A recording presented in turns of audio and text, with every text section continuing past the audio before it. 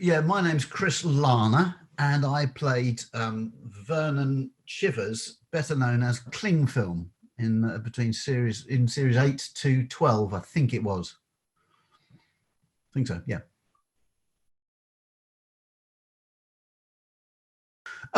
Well, the start of Clingfilm was, I don't think he wasn't really meant to be in it as much as he ended up being. I think they just needed a character for a couple of episodes to provide a relief for somebody on, I can't really remember, it's a long time ago, but essentially it was an ordinary audition like actors go for all the time for another part, and it was only a small part. It wasn't meant to be 4 series worth of work.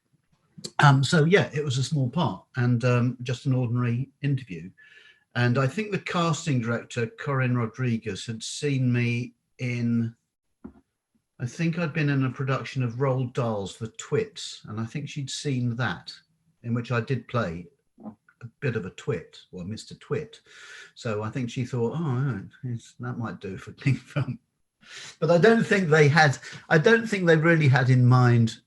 I mean, I turned up for the interview and they said, do something funny, and I don't think I don't think they minded. So I think they had that day a whole load of actors come through the door to whom they'd said, do something, be funny, or something like that. And so I did my version of that, and there we go, got the part, which was great.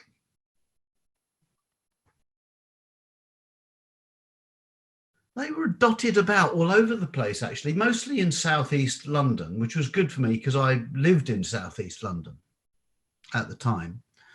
And the studios were down in Long Lane by Borough tube station, which was a big old rambling kind of warehousey, like a film studio. You went in, there's random buildings around everywhere, but that had the permanent sets in it of the mess and various people's houses, I think.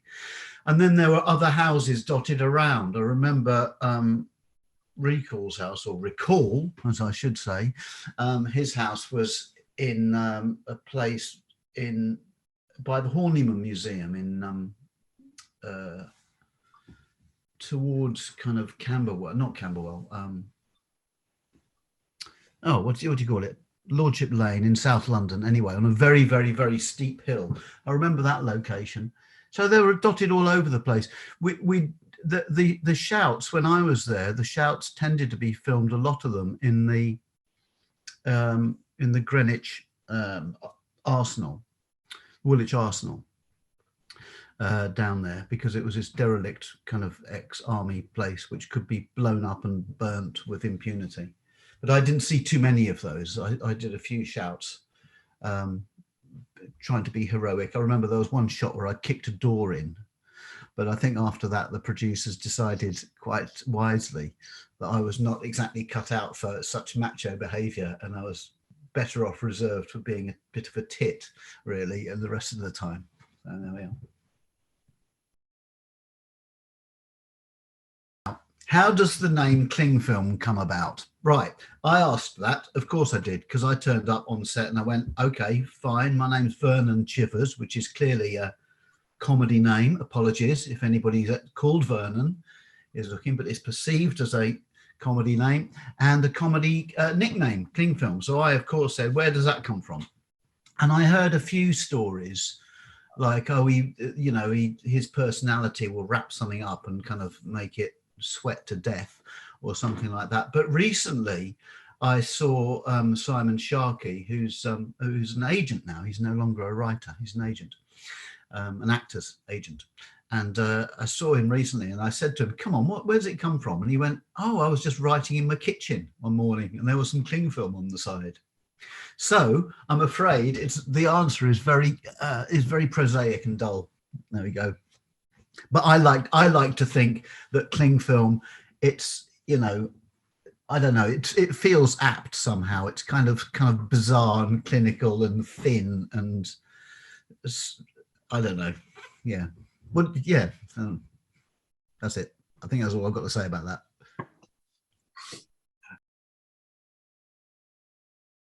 the camper van, Clingfilm's camper van. That was quite a thing. I enjoyed that part of the story very, very much.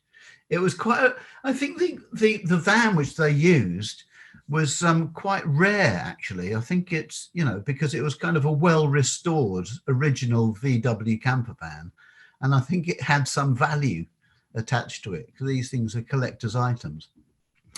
And yeah, I spent many a happy afternoon in there, especially with Mike Garner playing Poison Pierce, chatting away and being idiots together in a camper van somewhere in South London.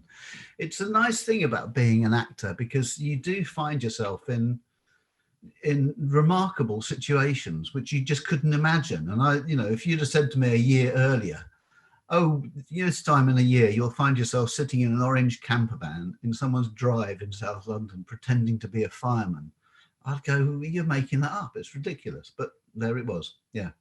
I don't think I ever, did I get to drive? Yes, I did get to drive the camper van. I was just remembering. I did. Not very often, because it was valuable. But I did drive it around some streets shouting out, Bruno, Bruno, like that at one point. Yeah.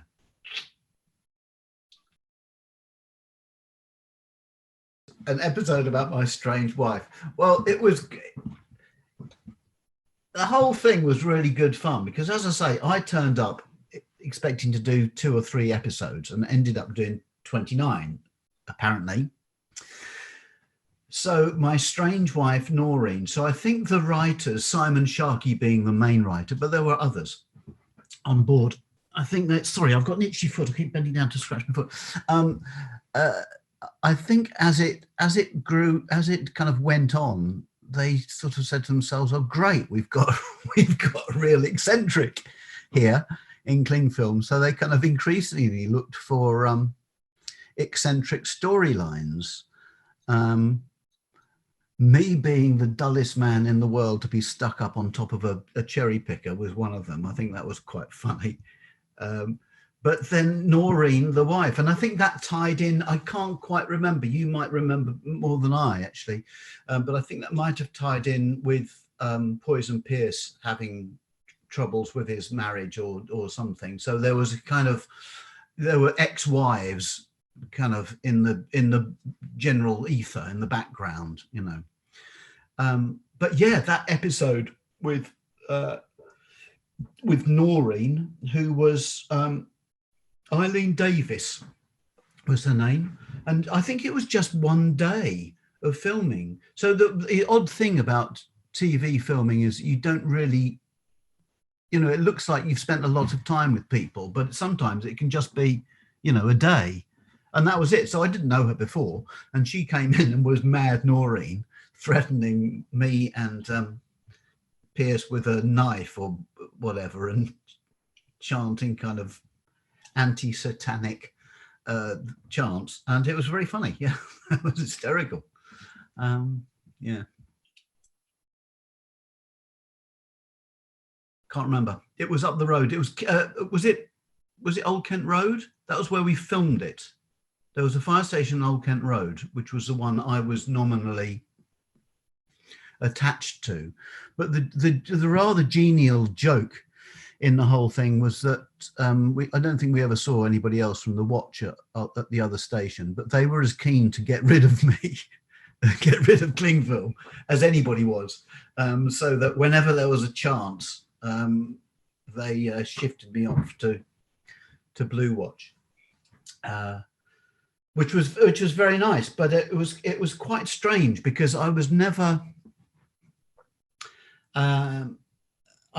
meant to be officially part of Blue Watch. So I always kind of was in this strange no man's land of all the other guys had been, I mean, as actors, they'd been working together for years and years and years and got to know each other.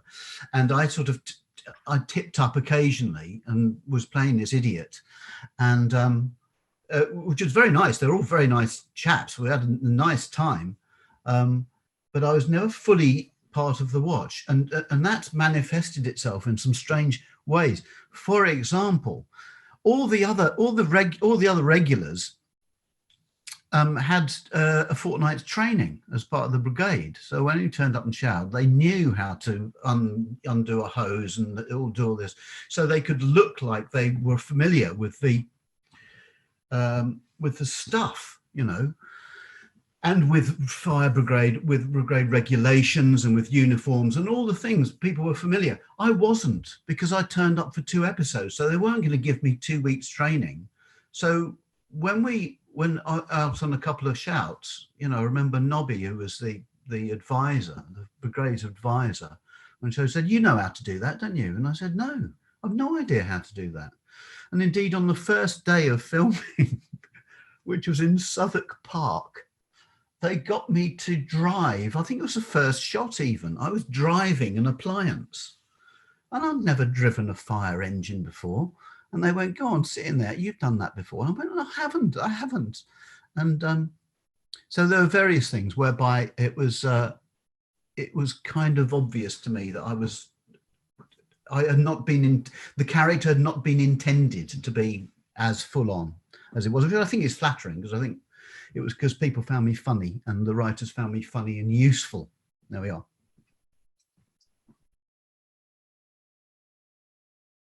Yes, the camper van catching alight. I can't remember now how it happened, but yeah, I mean, obviously there was there used to be various jokes played out by the writers on the series. For example, you know, versions of a cat stuck up a tree and those kind of cliches that the fire brigade kind of face.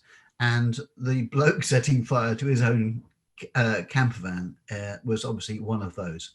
I can't quite remember. Was I in it at the time? I can't quite remember how it happened. It's a long time ago. Sorry. You asked what was it like working alongside the other cast members in London's Burning. Well, it was very nice. They were all nice chaps, but it's a strange day on the it's a strange kind of life, TV recording or film recording, because you only meet everybody if you're filming a scene where everybody is there. Otherwise, you know, there would be episodes, for example, later on when I was living at Rick Hall's house, there'd be episodes where I would just meet Ben O'Norque, who was, you know, playing Rick Hall, and Mike Garner, and I'd just meet those. So I wouldn't. So there'll be a fortnight's filming, or I wouldn't meet anybody. But it looked in the episode when it's all edited together like you're all in the same storyline. But they were nice chaps. A lot of them have been doing it. Richard Walsh had been doing it. I think he was in the original Jack Rosenthal screenplay. So he'd been doing a long time. So in that time for them, the other actors have seen hundreds of different actors come and go away again and come in. Some of them stay for a few weeks and some of them there for just an hour. So there's a lot of toing and froing. But it was very nice. We had a jolly time, I have to say. Yeah. I'm going to tell you about working with Mike Garner. He's a very, very nice man. It's one of the, he's a very good actor. It's one of the tributes to him as an actor that he was so, he played Poison Pierce so delicately, I think, as being untrustworthy or somebody that people didn't like, but so that the character didn't himself, he wasn't a baddie, he was just, you know, awkward like that. But it was good. We had a good time together, and we bumped into each other since, and it's fine. In fact, I told him that I was doing this interview today, and he wished me luck. So there we are. Yeah. I think it was another one of those jokes that the writers enjoyed, that the least popular member of Blue Watch teamed up with the least other member of the fire brigade, really, and to watch us kind of cope with each other. And it was quite nice because Pierce did have a kind of boring side to him, whereby he was pedantic and plodding and all of that. And Clingfilm had that side where he was just he was a train spotter, you know, so that he would seize on a thing, and I'm a bit like that myself, actually. I am. He would just seize on a thing and know about it completely. So if you ask him about, I don't know, the history of Stonehenge or something, he'd go, ah, yes, well, Stonehenge, of course, was reputed to be the stones have brought from South Wales. You know, and he'd have all these facts. So I think that and Pierce fitted in well. So it was. I hope it was entertaining that Clingfilm's friendship with Pierce. I think it was. Seems to be a kind of popular thing. Yeah. Got a favourite character.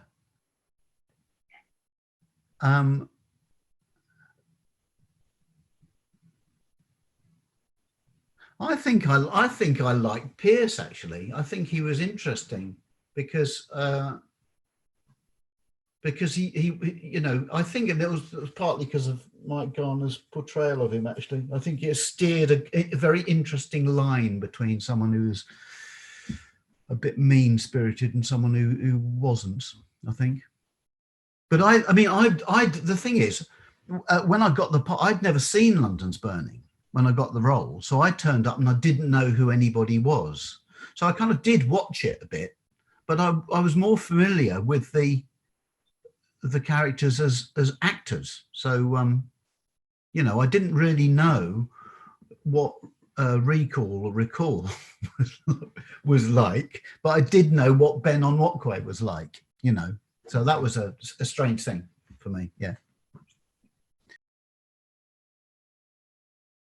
Were there any storylines I liked? Yes, I did like the whole thing about being at Recall's house and culminating in Nutty Noreen, I think she was called, to use a bit of alliteration there, with her turning up with the knife and the and all that. That was great fun. But in terms of overall storylines, yeah, there were ones you see, for example, Hallam dying and that big storyline, that big shout. I wasn't involved in the filming of it. So that all went on when I wasn't there. Although I was there, I think I was in the scene for his memorial service and things like that. So that in terms of storylines, you know, you kind of involved in the bit. What you see on screen is the days that the actors are there. If the actors are not in that scene, they weren't there filming. So I was sort of unaware of the storyline some of the time because it was just my scenes. You know, that's the thing.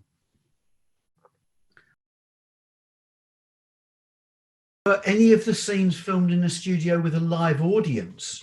No. No, I don't know if did they ever do that. No, you tend to save that for out and out comedy. I have done that. I have, but not for London's Burning. I've filmed other things with a yeah. Black Books, for example, episode 3. I think I'm in Black Books. If you want to watch it, I play very much not Clingfilm, but though he's still a twit. But there we go. So no, this is your answer.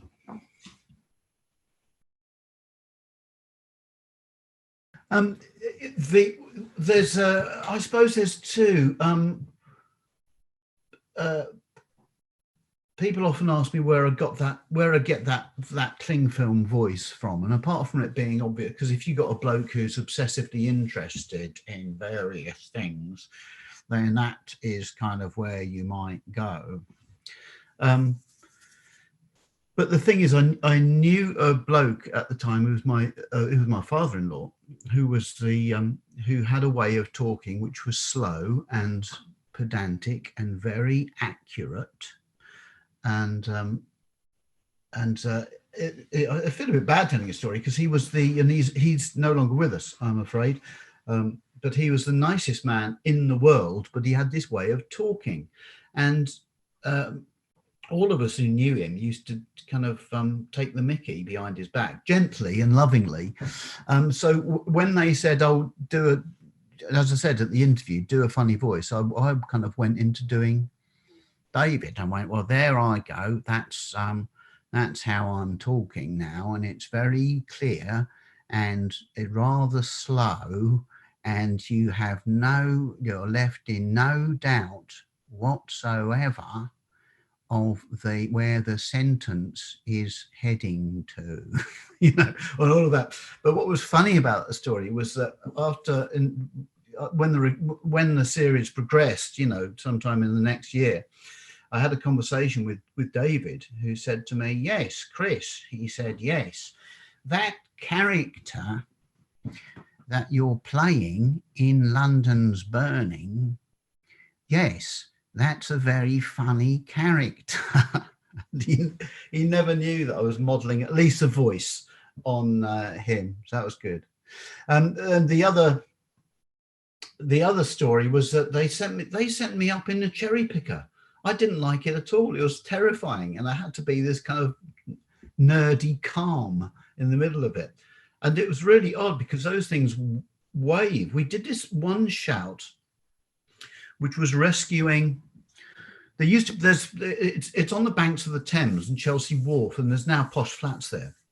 But there used to be a bungee jump centre there, and we did a shout with a bungee where somebody had been, the crane had broke or something, and there was a bungee jumper stuck in midair, and we had to go up, and the cherry picker had to go up and pick him up.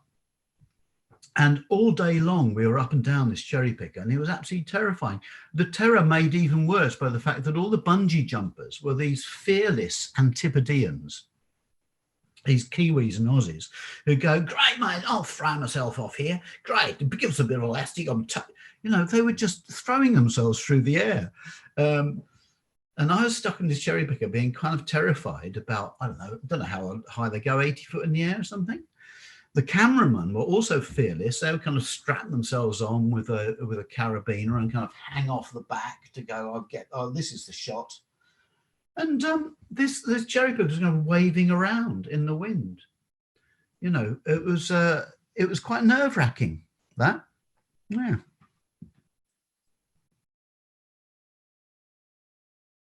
I seem to remember that it was Nick, the station officer.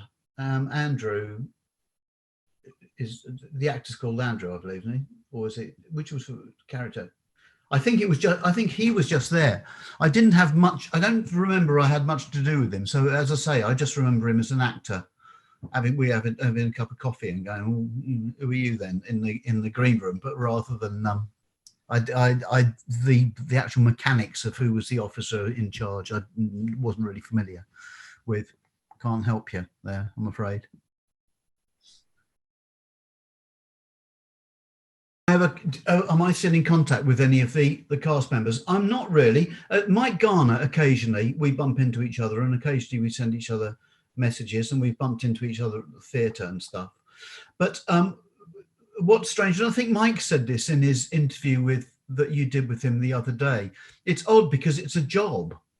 And the job is to look like you're all mates with each other. And, we did get on well, but at the end of that, you go on to do another job, and you go on to do other work, and you meet other people. So, and I was not in often enough to form long friendships, or maybe just nobody liked me. But but I'm in Facebook contact with a couple of the guys, and that. But yeah.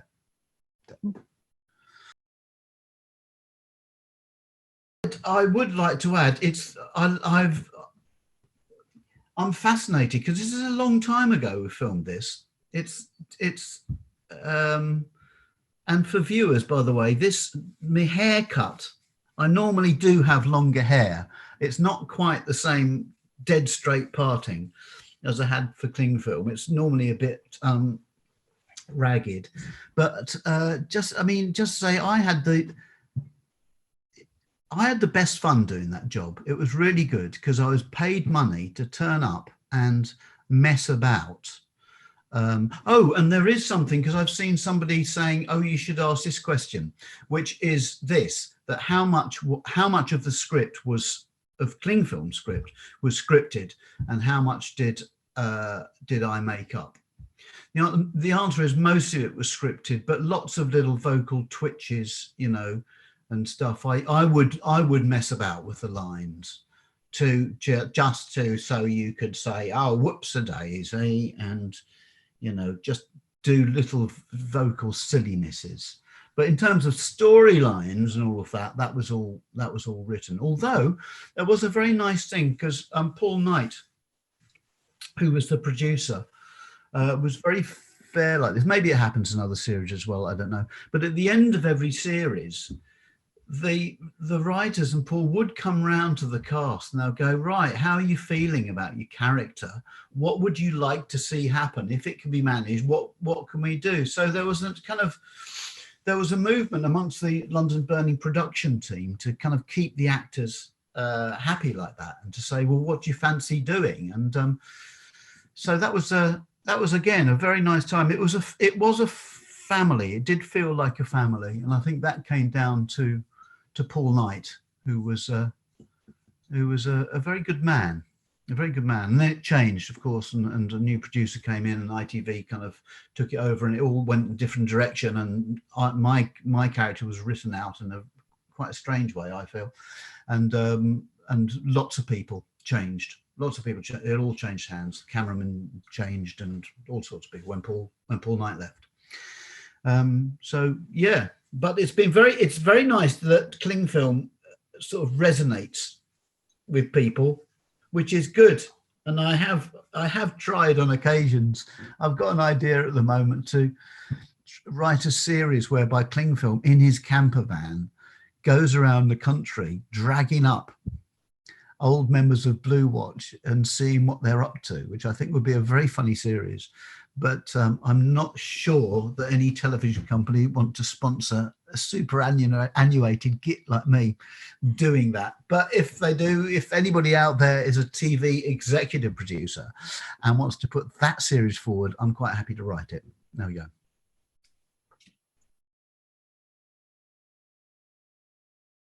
Yeah. The other reason I've got this haircut short is because I filmed the final episode of my lockdown series, which is on YouTube, which is called The House That Nora Decorated. Which Nora was my mum, and I was living in her house, which was decorated in an extraordinary 70s style. It's 10 very short episodes. Look it up on YouTube, The House That Nora Decorated.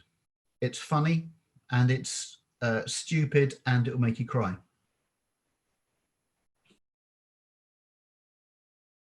Thank you for watching and asking me questions. All right.